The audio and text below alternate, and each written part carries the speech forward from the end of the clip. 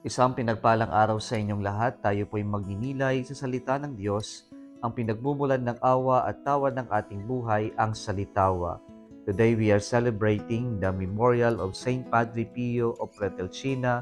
Minabati ko po ng isang maligayang pagdiriwang ng kapisahan ang Saint Padre Pio of Pretelcina Parish sa Palguyod, Pusurubio, Pangasinan sa pamumuno po ng kanilang kura paroko na si Reverend Father June Laya. Happy Fiesta po sa inyo.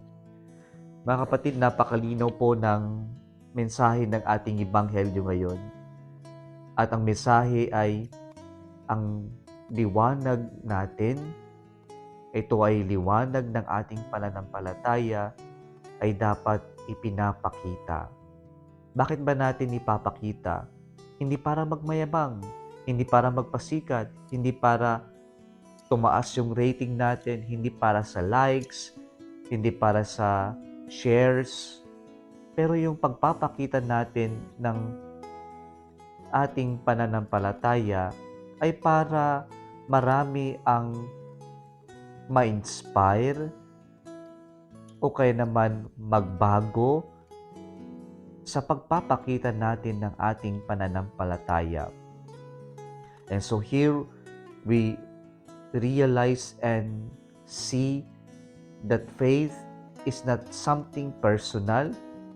It must be shared with other people. It must be shown to other people so that other people will come to believe in Christ, to our God, and at the same time, we become instruments of bringing other closer to our God. Yun naman yung goal natin kung bakit natin ipinapahayag, kung bakit natin ipinapakita yung ating pananampalataya sa ibang tao. At ito'y nag-uumpisa o posible lamang kung mayroon tayong tinatawag na witnessing. Kung ano man yung pananampalataya natin ay nakikita sa ating gawa. Yung bang nagtutugma yung ating salita sa gawa o nagtutugma yung ating pananampalataya sa ating pamumuhay. At yung pong witnessing natin ay sapat na yon para sa ganon ang ibang tao ay manampalataya din o mas mapalapit sa Diyos gawa ng ating pagpapakita ng ating pananampalataya.